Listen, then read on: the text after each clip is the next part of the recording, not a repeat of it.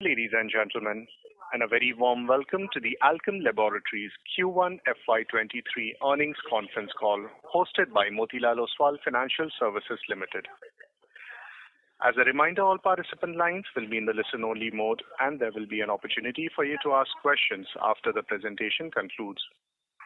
Should you need assistance during the conference call, please signal an operator by pressing star then 0 on your touchtone phone. I now hand the conference over to Mr. Tushar Manudhane from Motilal Oswal Financial Services.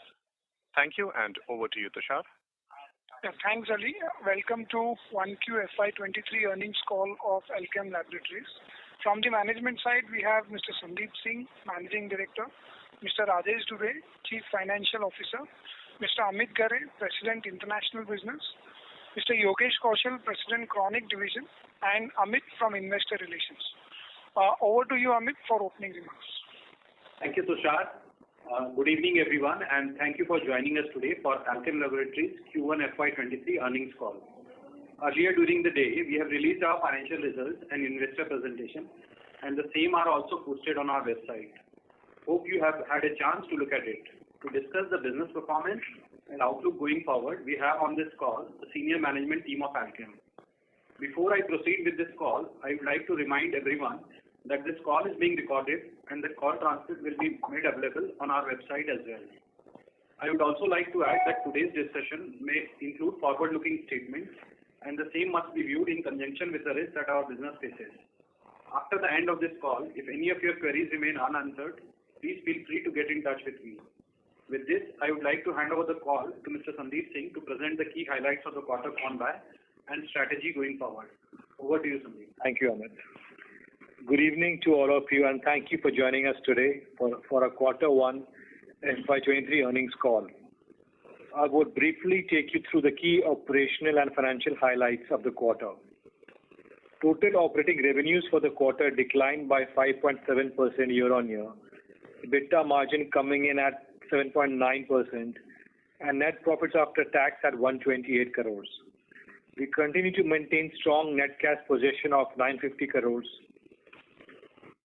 Talking about the India business, which declined 6.7% year-on-year during the quarter, this was due to huge base effect of last year.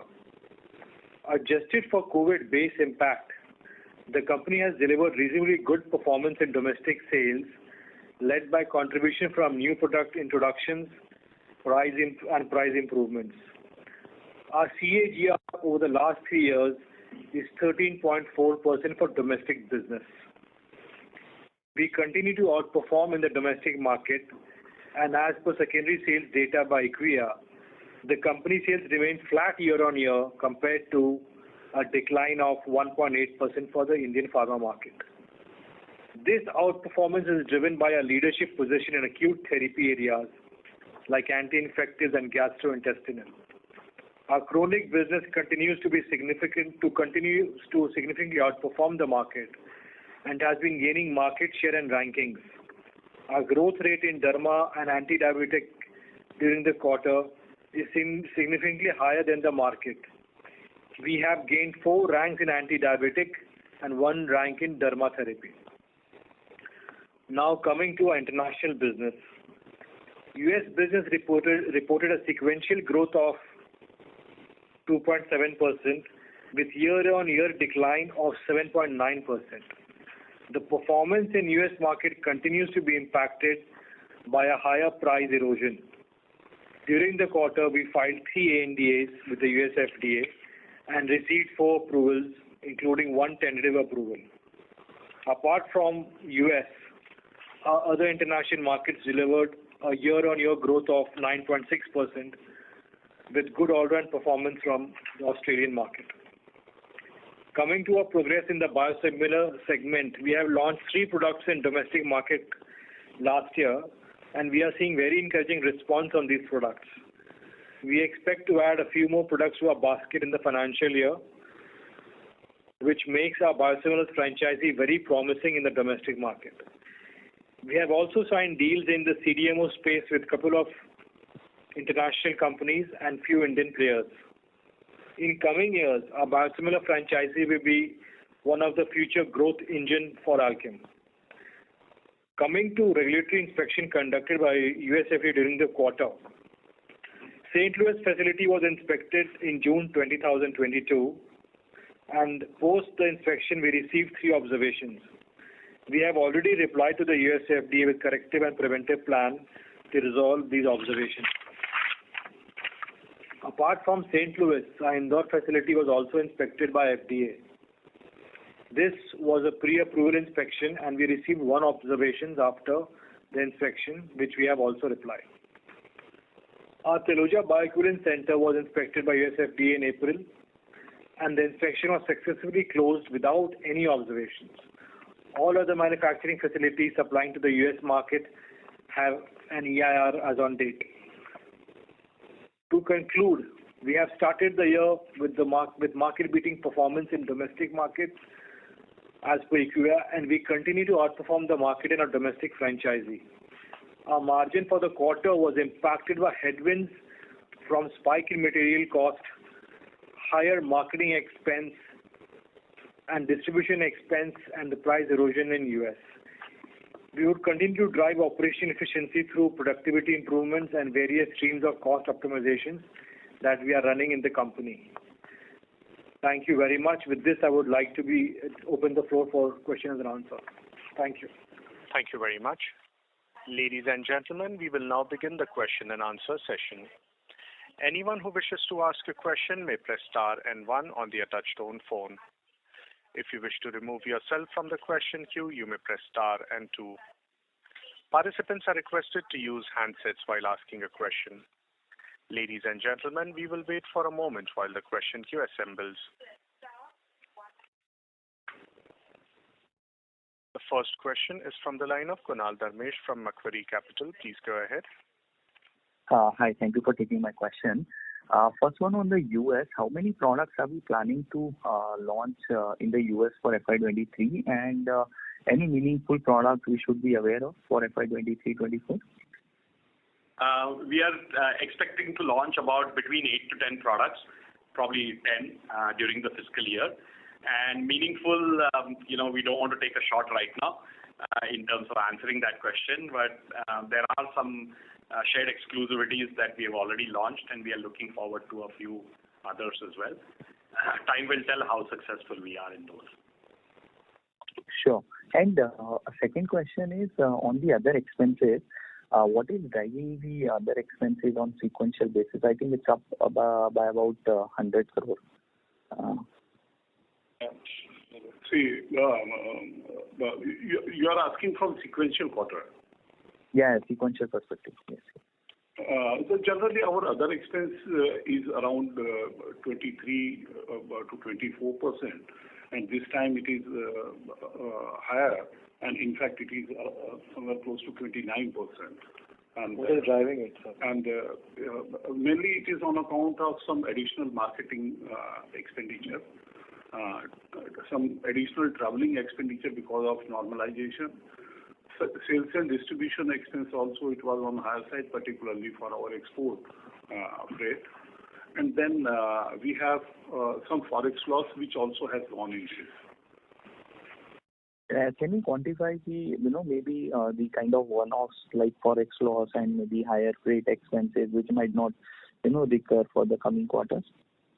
So around 50 crore this forex loss, all put together, conversion and all, I think that we can term as one-off. And then on expense front, somewhere around 20-25 crores is a kind of additional in this quarter.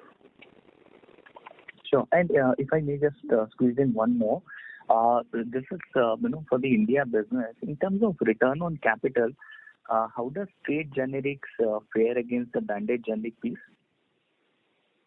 So we have decent ROC on trade generic, and obviously branded is better. Yeah. Anything specific we'll not answer. I mean, we can't give a number, but branded generic at scale is better. Yes. In ROC versus generic.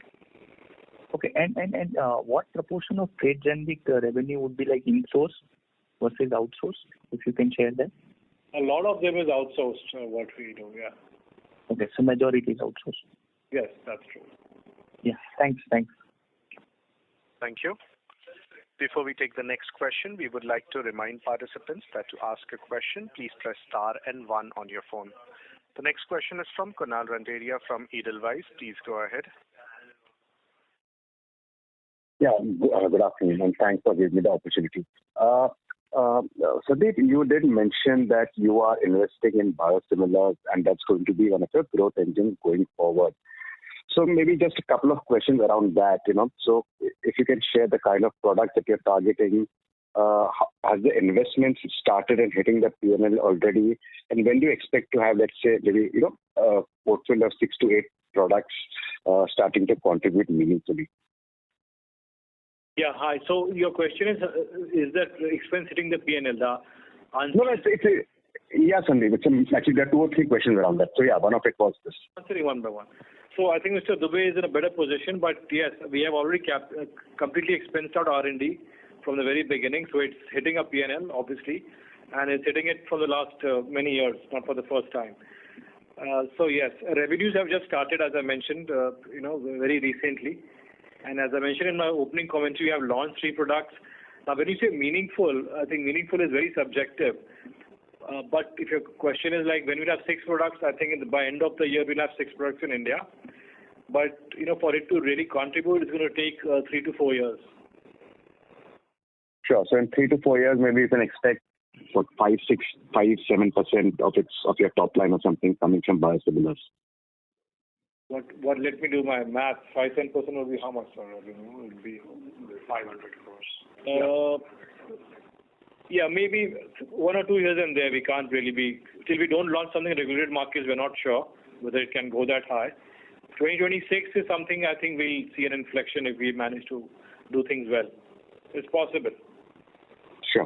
Sure. And in this quarter, so well, obviously, you were impacted by the high base of last year. But considering that 7% year-on-year decline in India revenues, would it be fair to assume that all your verticals declined? I mean, the branded acute, branded chronic, or even the trade generics declined, or did 1 or 2 really, actually grow over last year? But chronic business clearly had a very healthy double-digit growth. Mr. Yogesh, you could take this question. Yeah, so it's not all verticals. Yes, our acute by and large was flat, but I would say that with high base, even a flat was a reasonably good performance. Generic, yes, because of demand, there is little, muted growth in generic or negative growth. But chronic sustained a growth of 20% net plus. So, all 3 verticals have different growth levels. Overall, we could just manage slightly negative as we started our opening remarks. Sure. And if I can just squeeze in one more around trade generic. Sandeep, a lot of your peers have now started to enter into this space. So I'm just wondering, if you can sort of maintain the tempo of your business going ahead, and what would give you the confidence that you can do it with so many big players entering? That's a good question. See, we are one of the leaders, not just in terms of sales, but we were one of the pioneers. We started very early. The relationship we enjoy with the stockist fraternity is kind of unparalleled. So, I think trade generics is also kind of a misnomer because they are brands, actually. It's not sold through the doctor's prescription, but they do have a very good brand record with a lot of customers and stockists and retailers. So we enjoy that. So a lot of big companies are welcome, but this is a business which is very different from what prescription business is. So I think they'll have their own learning curve. We have a very strong equity, and I think we'll outperform. We are very confident about it. Got it. Thank you very much, and all the best. Thank you, sir. Thank you. The next question is from the line of Sayan Mukherjee from Nomura. Please go ahead. Yeah, thanks for taking my question. Sir, can you take us through the, how the gross margin is shaping up? We have a low gross margin this quarter. If you can give some more color, any specific, raw material that you're facing pressure, and how are the raw material prices trending, and therefore how should we think about gross margins going forward? Yeah, Sayan, Rajesh here. Yes, sir.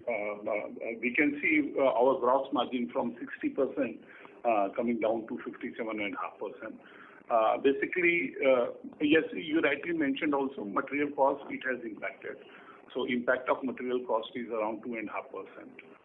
Obviously, expensive raw material we purchased and it's consumed in this period. So that is one of the reasons. Second, you ask how raw material prices now it is behaving. So yes, it has started softening, but still I think it has not come back to its original position. So it is in between kind of, but definitely going forward, we'll start getting benefit of this raw material cost. Of course, it is going to soften going forward. Second, as we discussed in US, price deflation, that is another reason, and that also impacted us somewhere close to 2%. But that is offset by favorable mix. So we got better business mix, so that has taken care, and that's the reason 2.5% difference we have. And just to add to that, he wanted some on specifics. Like cephalosporins have been most impacted by price rise, and we are the number one company there, Sayan, as you know. So therefore, we were kind of impacted by that. Cephalosporins continues to be one of the most impacted raw materials. Okay, so this is due to the PNG prices, and how are they trending? They're trending very high. It's historically, I think, lifetime high, I think, in my memory, $40. And is it possible to quantify, like, how much of, the impact is? I'm just wondering, this raw material which is used to make these cephalosporins, how much in terms of rupees crore, if you can give, and where we are versus where we were. We don't have it right now, Sam, but Amit will get back. He can share it with anybody he wants. Okay. Sure. And any guidance you can give on gross margin going forward? I think we have already guided our gross margin to 59%, and we remain with that for year. 59% for the full year. Yeah. Okay. And what about Ebitda margins that you had talked about 18% in the previous call? This quarter it has been very low. And also if you can give some color on other expenses, again it's on a very high side. How should we think about that as well? Yeah. So Sayan, I think last time we spoke about, yes, you're right, about 18% EBITDA, but kind of two things which are a little bit, new this quarter, which we have to see how it goes. One is we have out of close to 48 crores to be precise of currency impact, which we were not very sure last time. So this is out of the blue slightly. And then US price erosion is also slightly more than what we were anticipating. So looks like we could be 100 to 150 basis points lesser than 18% what we thought we will be doing. And Mr. Dubey, the second part of the answer maybe. Yeah. So other expenses, I think I have already covered that. And in other expenses, particularly in this quarter, there are few expenditure where preponed it has happened, mainly marketing expense. Then, as I said, traveling expense is on higher side. As selling and distribution, mainly freight expenses is on higher side, and forex loss is one of which managing director just now mentioned of somewhere close to 48 crores. So, of course, 28.9% other expenses is normally on higher side. Traditionally, we have other expenses in the range of 23 to 24%, and by year end, we'll be somewhere closer to that. And, okay. So yeah. 23, 24 by end of the year, you're saying? Okay. Yeah. Okay. Okay, thanks, and I'll join back the queue. Thank you. Thank you. The next question is from the line of Yash Tanna from iThought Portfolio Management. Please go ahead. Hi, good evening, team. Am I audible? Yes, sir, we can hear you. Yeah. So, sir, I went through your annual report, and I was just looking at this one line item called sale of services in the revenue. So that has increased from about 7 crores in FY20 to 17 crores in FY21, and it's around 58 crores in FY22. So, what is this exactly pertaining to, and how do we? What did you say? Sale of position? Can you please repeat? We didn't get it. So, I was seeing at this line item, sale of services in revenue. That has gone up from 7 crores in FY20 to 58 crores in FY22. CDMO? In the annual report, Baba. Yeah. Is it CDMO? That is CDMO. That is contract services maybe for Okay. yeah. So that has scaled up pretty well. And so I was just curious to know, could this be like 100 to 100 crore kind of a line item going forward? Since it has scaled up it's still a very smart portion of our revenue, but scaled up pretty well. Right. So what do you want to hear, sir? I mean, yes, we want to ramp it up, but we really don't know. I mean, whether it can be done in the next 1 or 2 years. Okay, got it.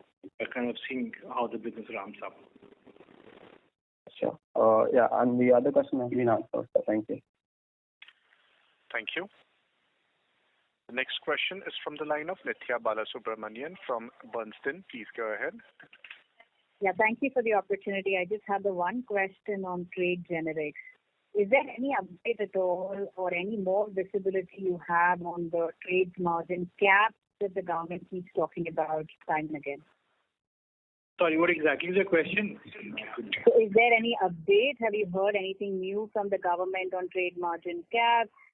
Any plans of implementing it? Any timeline? Anything you might have picked up in recent times? No, we have picked up everything which everyone picks up from the media. We don't know. Does that concern you?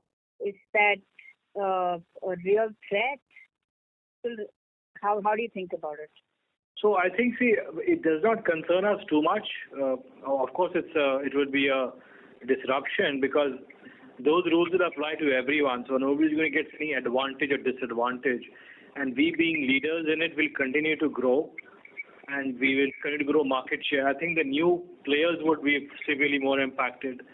And so it doesn't worry me too much. And anyway, we don't worry about things not in our hands. We have a large portion of prescription business. Maybe we'll have a rub-off there as well. So I think we are fine. All right. Thank you so much and all the best. Thank you. The next question is from the line of Neha Manpuria from Bank of America. Please go ahead. Thank you for taking my question. Sandeep, if I were to look at your cost numbers in the quarter, there's been an increase in employee cost and in your SG&A, even adjusting for all the one-offs. I think which you, sir, mentioned is because of sales and promotion. Now, if I were to look at the data that is available for Alkem, our margins have been in the 15 to 17% range, and we've been trying to sort of improve it to 18 plus for some time now. But do you think, given the competitive scenario in India and the investment that the business requires, incrementally it's getting difficult for us to improve margins? What gives you confidence, in the margin guidance that we are, giving for 18+% next year? I think this year is an anomaly. So this year, of course, we'll not hit that. But going forward, we will, because we understand the cost structures, what we need to take care of, and we are looking at the expenses very carefully. On international business side, we also have very clear understanding of where we need to cut costs, and that's going to take some time. So next year, we think we could implement it. Also, please, understand that chronic business continues to grow very well. Operating leverage will really kick in. We have seen the growth we have in anti-diabetes and things like that. So ultimately, the compounding, the operating leverage of chronic will help domestic business get far more profitable, because productivity is very less in chronic. And now you are seeing growth in the last few months very well.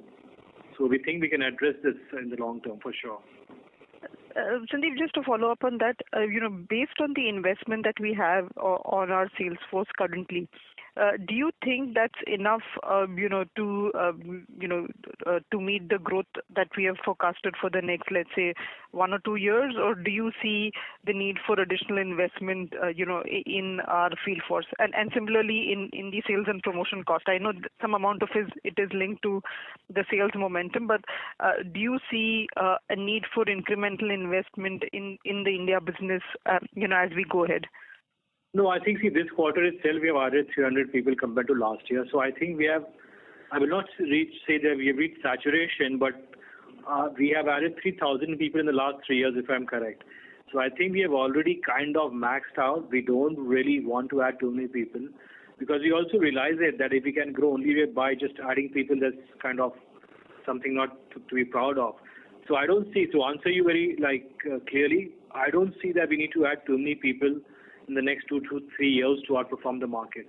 We have been ahead of the curve, we have been aggressive, and I think now is the time to make them productive and kind of scale the business without adding too many people.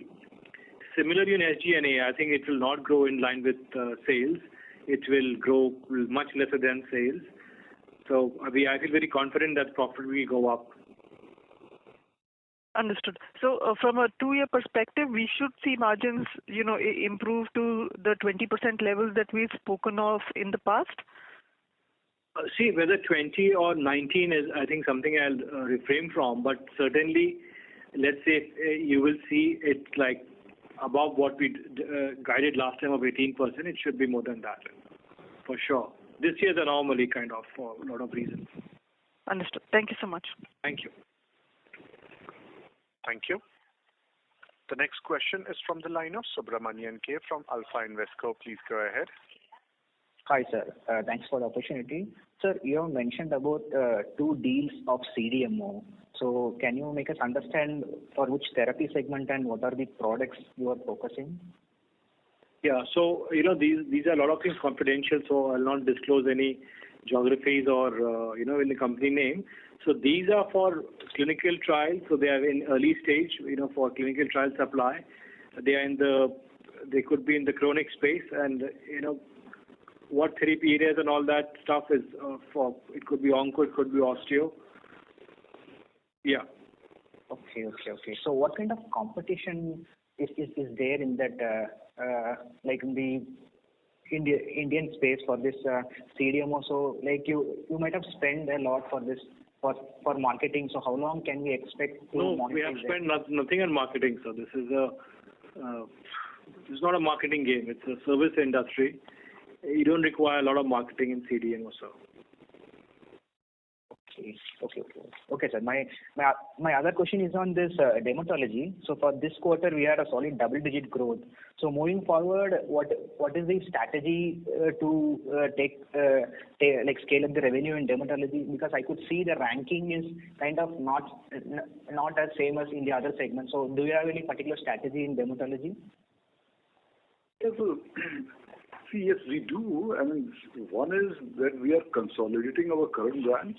Yeah, there are like antifungals, antihistamines. These are something which we are at a very nascent stage, so a lot need to be done there.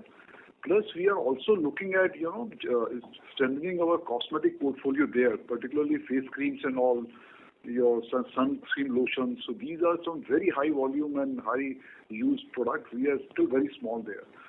So one is currently there are some of the therapies where we have a good presence, and some, particularly in cosmetology, we were not so big, and there we are exploring. So I think these two put together, we see a reasonably good growth in next 2 to 3 years time. And beyond that, we will look at some of the maps which are being used in dermatology, which are just shortlisted. So we'll see how do we progress there. But currently, for next 2 to 3 years, we're very clear, and there are a lot of innovations which can be done in dermatology. We should be working on those directions as well. Okay, sir. Okay. Thank you, sir. Thank you. The next question is from the line of Sumit Gupta from Motilal Oswal. Please go ahead. Yeah, hi. Thank you for the opportunity. So my question is on the US business. So first question is the US sales has been stable despite price erosion. So any specific reason to highlight on this aspect? And second question is US sales growth. What is the growth in the constant currency basis? So the first question is, no, we have degrown compared to last year on year. We have not grown, and we are not steady. Sequentially, yes, we have grown. The price erosion has been one of the factors which negatively affected. Volume has been steady, and of course, new products contributed positively, but they could not offset the loss in price essentially. What was your second question? I'm sorry. Okay, sir. Sales growth in the constant currency basis. Sales, This is all constant. So what I reported was in dollar terms. So in rupee terms, obviously you've seen what the results announced are. Okay. And sir, the stable part, I was looking at the sequential only. So that's what. Oh, you were looking at sequential. Okay. So sequential constant currency basis, we are probably flat. Okay, sir. And sir, and overall investment in biosimilar, which is expected in FY23-24? 23-24. Next year. Okay. It's within the 6%, right, overall? So. Yeah, overall R&D, including biosimilars and small molecules, is 6%. Yeah. You want to know, what do you want to know, sir? Sir, regarding the overall investment in the biosimilars business, so how, what kind of investment can we see in the numbers also, in the value terms? Yeah, specifically, we can't, I'm not sure they can answer, but I can tell you, yes, biosimilars investments will be going up compared to this year, but overall we'll manage in the guidance we have given of 6% R&D of revenue. We'll not be spending more than that. Okay, sir. Thank you. Thank you, Chief. Thank you. Thank you. The next question is from the line of Sayan Mukherjee from Nomura. Please go ahead. Yeah, thanks for the follow-up. On the US, you I think had talked about possible growth this year over last year, but with the situation now, do you still think you can deliver growth in the US this year? Yes, we've just done one quarter. We have 3 more quarters.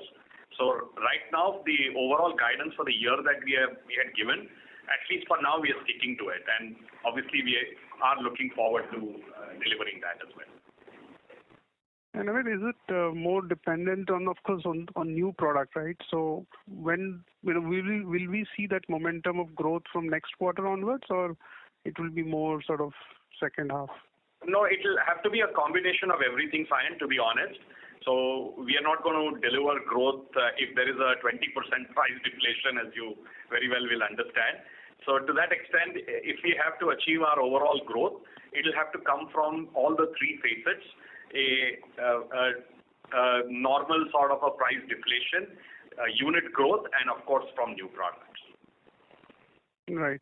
And what was the level of price erosion this quarter, and how does that compare to last quarter?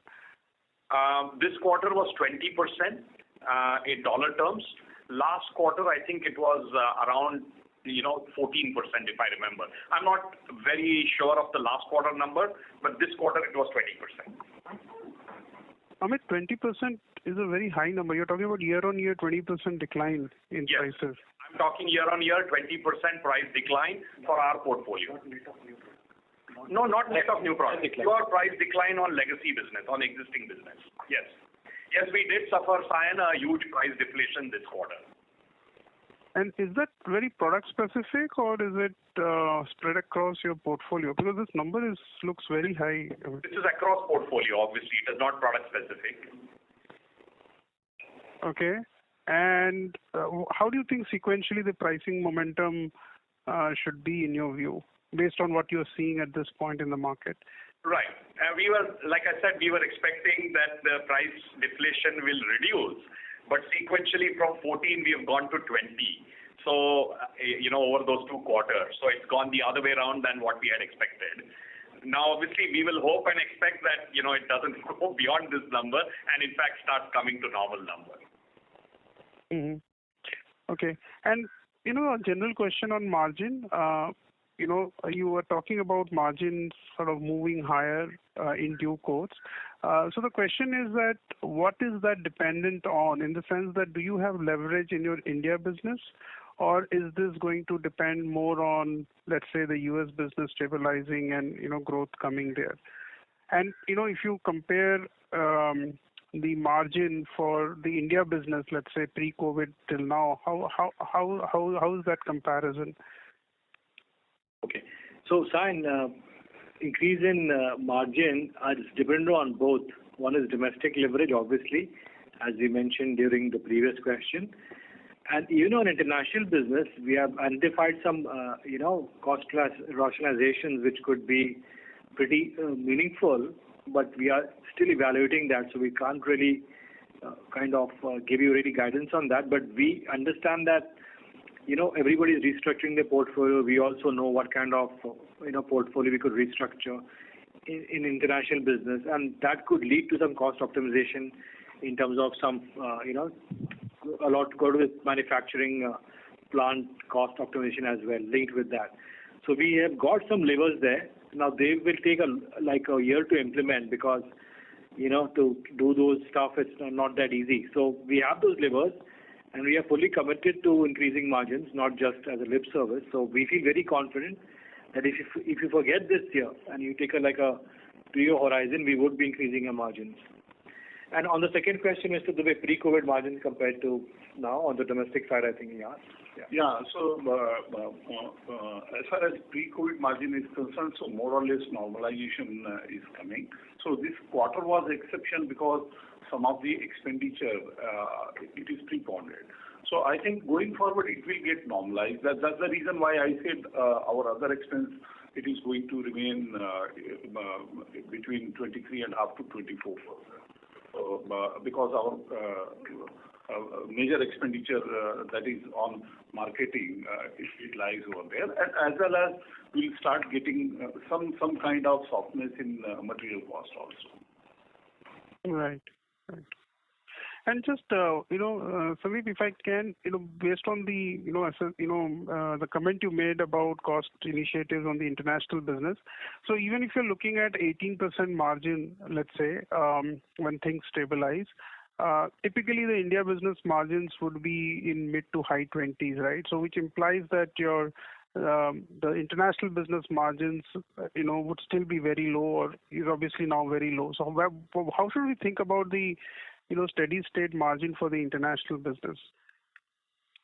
I think, international, the price erosion which you have seen is obviously very high this quarter.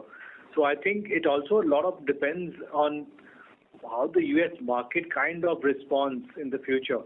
If this kind of erosion remains, then obviously the even whether it has margins will be under question. So I'll refrain from really saying that. Let's see how the U.S. market functions. Otherwise, any kind of guess on what profit margin will have might be just a guess. Okay. This quarter was really tough. Let's see how it sustains. Got it. Thanks and all the best. Thank you. Thank you. The next question is from the line of Aditya Khemka from InCred Portfolio Managers. Please go ahead. Yeah, thanks for the opportunity. Good evening, everyone. Sandeep sir, from a marketing and sales-driven organization to manufacturing and now CDMO and biosimilars, the journey in the last 4-5 years for Alkem has been quite revolutionary in that sense. Can you talk us through, so these two businesses, which is your India business, which is more branding, selling, marketing, and then the second part of your business, which is manufacturing, contract research, contract development, capital intensity being high. Which direction is Alkem tilting to, and why are we diversifying away from our core competency of marketing, branding, and selling? Right. Great. Aditya, so first of all, let me start with the latter part. We are not tilting or diversifying. I mean, we are diversifying, but we are not letting go of our core. I would put the question to you. Do you think we are letting go of our core? Do you see us domestic sales slack? I would say no. No, that's not what I meant. Yeah. No, what I meant is we have not let go of our core, Aditya. Point number one. Sure. We understand that is our kind of our core, and it's critical. So that remains, and the organization cannot at all think of letting go of, eye from the ball on domestic market. Now, see, CDMO is something which we discussed, but that's still very small, and we have not put any large capex or any marketing or anything of that sort. So that is kind of something which is getting built up, but I will not say that the whole company is geared towards that. Now, Aditya, you understand obviously that the world, including India, is changing. Biotech and biosimilars will be an important part. So you'll have to ultimately take part in that. So biosimilars again is going to get core of what we are doing in the next few years.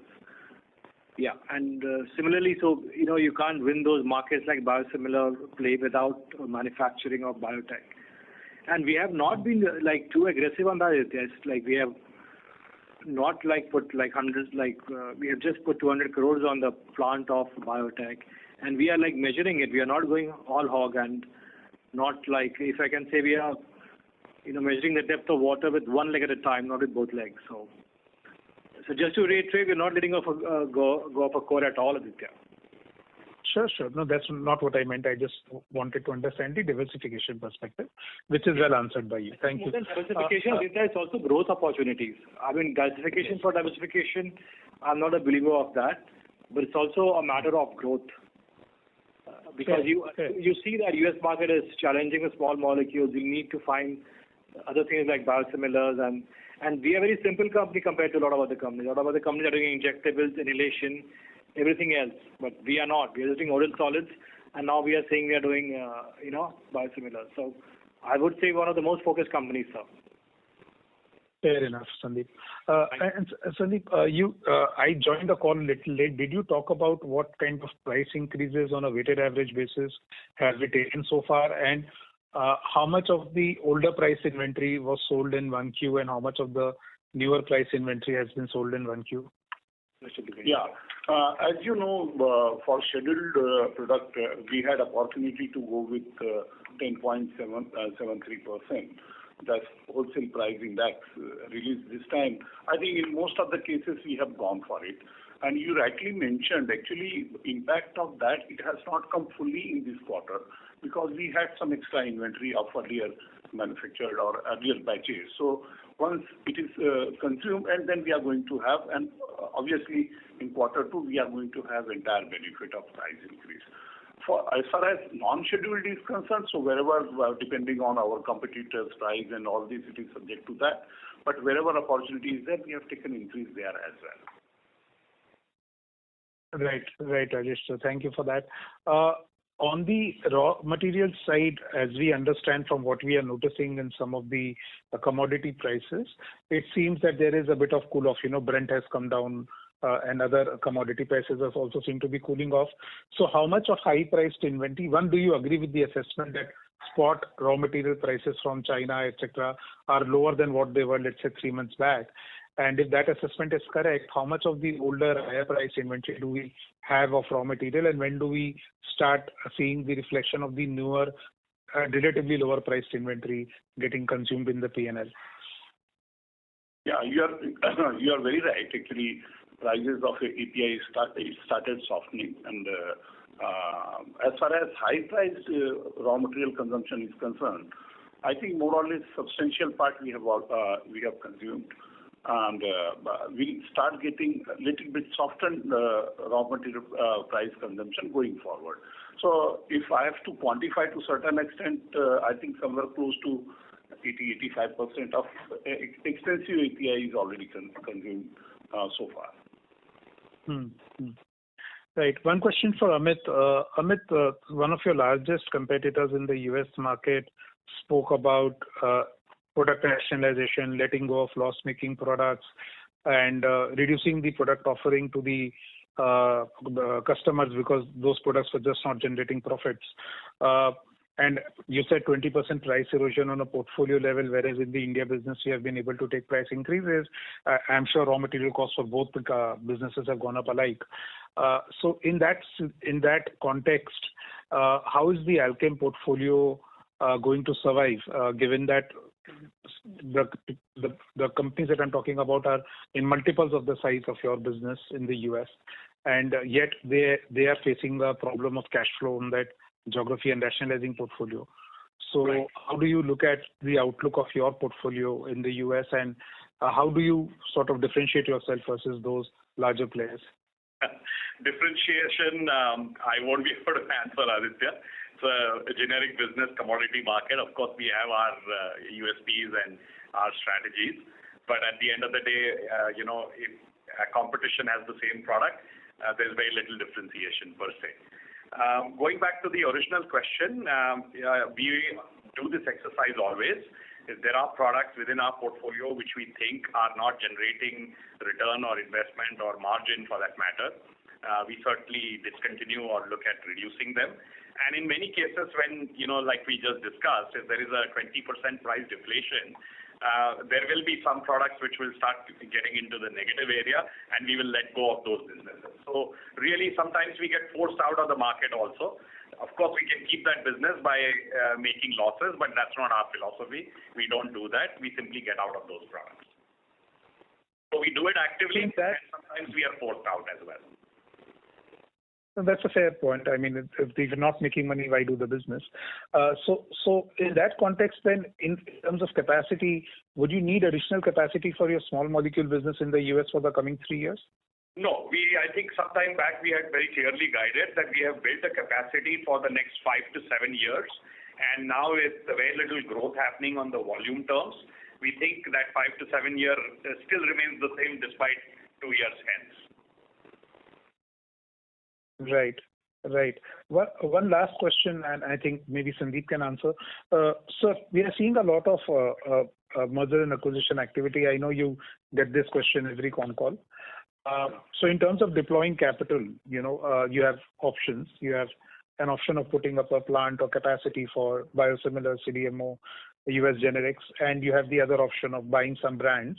I know the pricing may not be, as per what one would ideally want, but at least there is a positive ROI on that business at a certain stage. So have you reassessed your threshold of considering a acquisition in the Indian market, or would you stick with your original parameters of what you consider as value of buying Indian brands and investing in India? Yeah, Aditya, I think we'll stick to it. So, but let me kind of build on that a little bit, because I know from where you're coming from. So you mentioned domestic business, international, CDMO, etc. But we don't have any capex plan for any of them, which is like significant for the next 2 to 3 years. So there's no question of choice among the three of it. Obviously, so first thing is that. And second, we continue to grow our domestic business organically, which is, I think, is a good thing. We continue to outperform.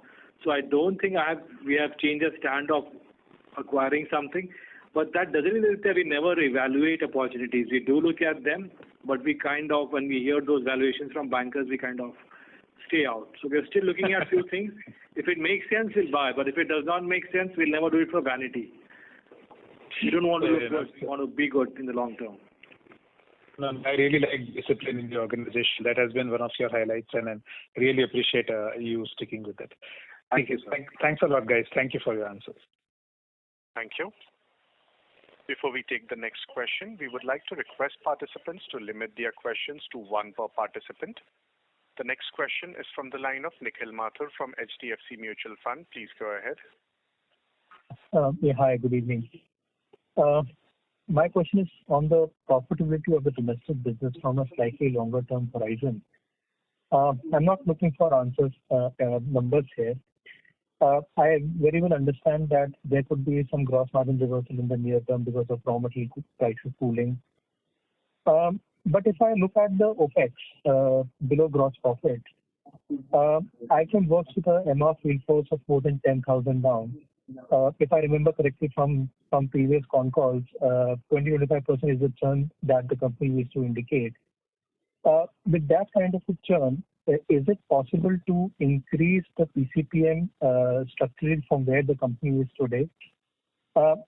I am also aware that chronic is ramping up, that can add to the PCPM, but at the same time, there will be some churn that's happening on the acute side. So I'm not too confident or too sure whether the PCPM can improve from where the levels it currently are. And add on top of this, the biosimilars build-up that needs to be done for the next 3-4 years. Aren't we looking at some sort of a peak OPEX to sales ratio or a similar OPEX to sales ratio going forward in the coming 3-4 years?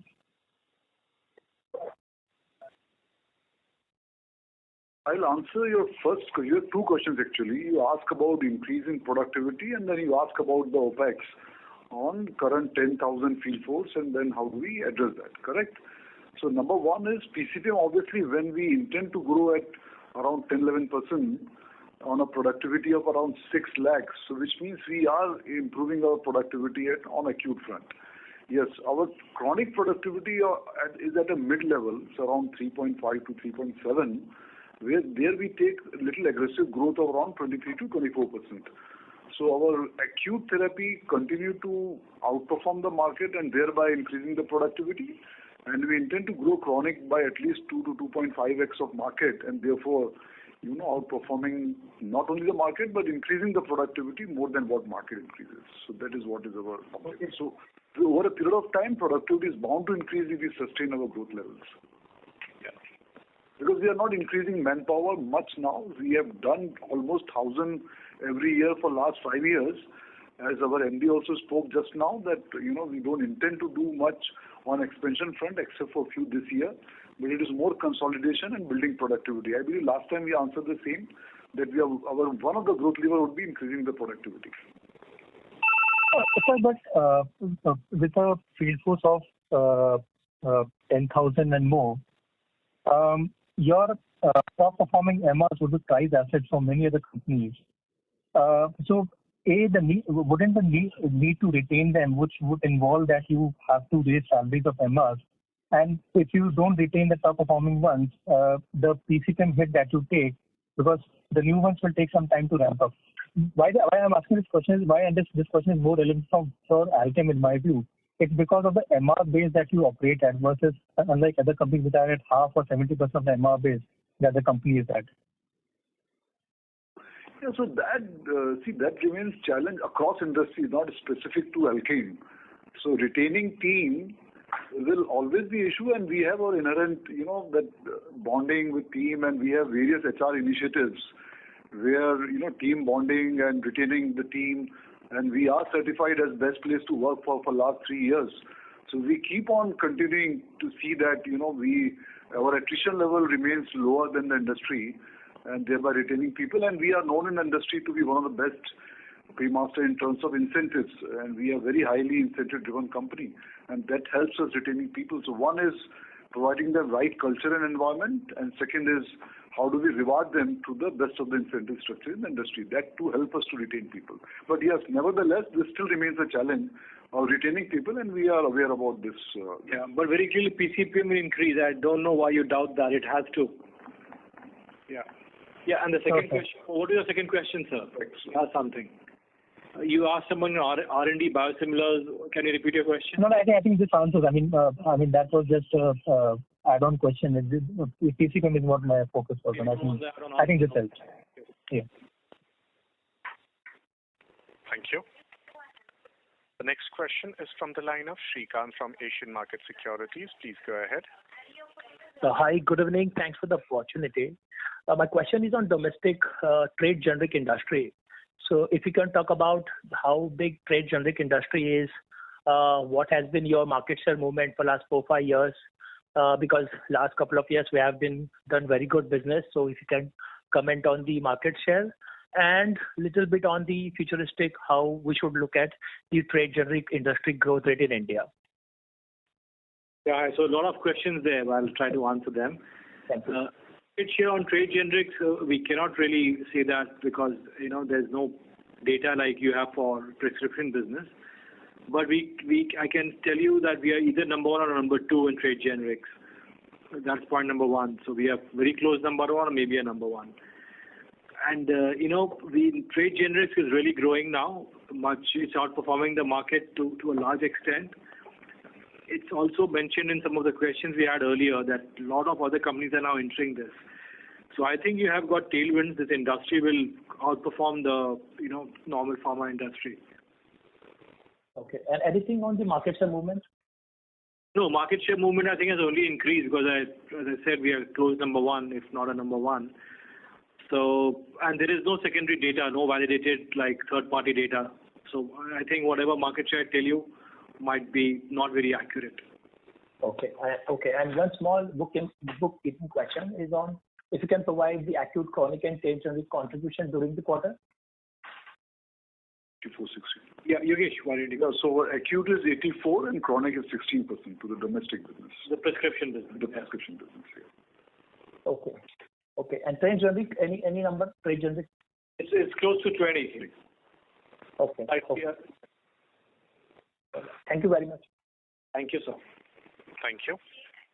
The next question is from the line of Vijay Karpe from Shriram Life. Please go ahead. So thank you for the opportunity. I have 3 questions. The first one is, what has to happen for the price erosion in the US to reduce? That is 1. 2, what kind of ROCs do we enjoy in the US business versus the trade generics and branded generics? There's a lot of echo over there. Can you repeat your question? The voice is cracking. Yeah, I'll repeat my question. So the first question is, what has to happen for the price erosion in the US to reduce? 1. And the second question is, what kind of ROC do we enjoy in the US business versus the trade generics and branded generics? And the final question is, can you throw some light on the working capital cycle for this quarter and the inventory days as well? First question I didn't get on the US. Price erosion, I said it was 20% for this quarter. It was actually 19% and 1% was volume reduction. No, my question was, what has to happen for this price erosion to reduce?